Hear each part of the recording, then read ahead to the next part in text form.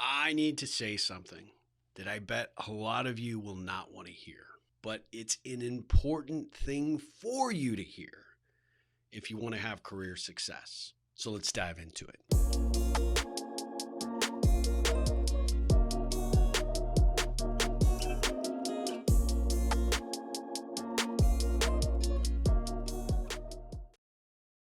You are a thief of time, a thief of the expectations, the responsibilities, and yes, the investment your boss is making in you. How? There's been a study that indicated that there has been great research into how many times we touch our phone throughout the day.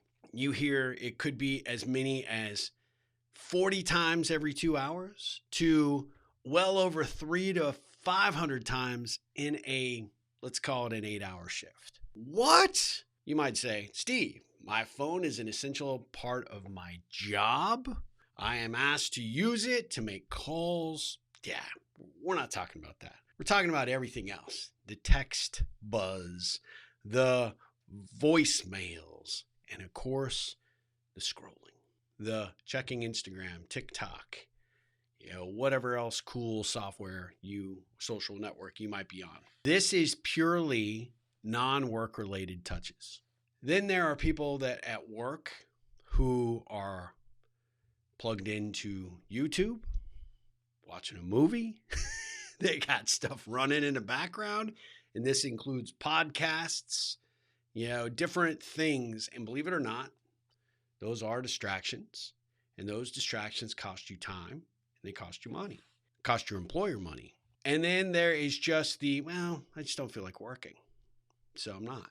I'm going to scroll on the website. I'm going to just check out the web. I'm going to look for the latest Amazon deals. I'm going to look at that pair of shoes. I'm filling time between my Zoom calls, right? Here's the thing. It's theft. No matter how you cut it, no matter how you frame it, you are taking time away from what you should be doing at work, and you're placing it somewhere else. But here's the thing. Every single time you do that, you don't punch out for those 30 seconds of scrolling or that 5 minutes of, oh my God, I got to watch this story on YouTube. You're not giving back any of the money that you're being paid to sit there and do your job. And I know this is not a super popular thing, but the reality is we trade our time for money.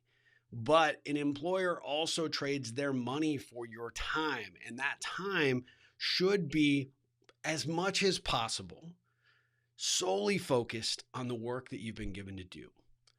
And I find in looking at the research and in talking to many, many people, this is not happening. If you look at it purely through the lens of your employer, there's no other conclusion that can be reached other than you are abusing the trust and the situation and the investment they are making in you. No other way to look at it.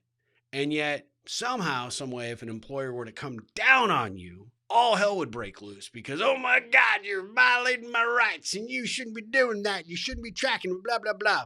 I watched this show the other day, this story on virtual workers and how, pre-pandemic, working from home was it was very minor impact on the work economy. And after the pandemic happened, obviously that went way up because many of us couldn't go into the office. And now as some of the companies are wanting people to return, there is this revolt. People do not want to do it.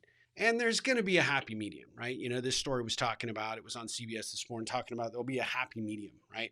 A hybrid work arrangement, sometimes at home, sometimes at the office, but to which the two will meet and find agreement for the vast majority of non-service, personal type related work, right? Something you don't have to, you can't work from home and dig a ditch across the city. It just doesn't work, So there are elements to certain jobs that just require you have to show up and do the work. But I'm talking about the people that are in the office. I'm talking about the people that are paid to be responsible for anything, any job activity. And the reality is the amount of time abuse that happens in the office is significant. But when you go work from home, that number goes way, way up. And the reality is that your bosses are paying attention. People are taking notice. And the more that, organizations like the Gallup Institute or organization, I don't know what it's called. What is it called? Gallup. We may want to make sure we call it correctly. It's just Gallup.com. Workplace Advice and Analytics. As more of these studies are being done by institutions like that, more that organizations are starting to take notice. And it's kind of funny because I was in a coffee yesterday. I was talking to somebody and they were like, people are freaking out about AI potentially replacing their jobs. Well, I can tell you one thing, right? Employers are starting to come to the table and say, you know what? AI does not scroll the web. AI does not care about taking the perfect selfie. AI does not care what your fantasy football score is or how to make that trade. AI is just going to show up and do the job. AI is just going to do the work it's being asked to do without complaint, without issue. And oh, by the way, 24/7, it doesn't call in sick. It doesn't need vacation. And so the reality is that as I look at how people are trying to position themselves for what is coming and what the new work reality is, I have to implore you to look at your personal responsibility. And I myself as an employer, does it bother me? Yeah, to a degree.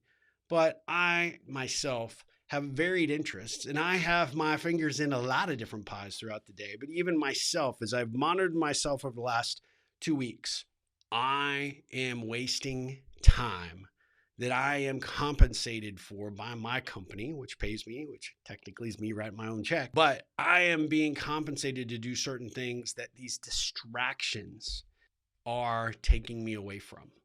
And the reality is that if you're touching your phone 40 times in a 2-hour span, how much work are you legitimately getting done?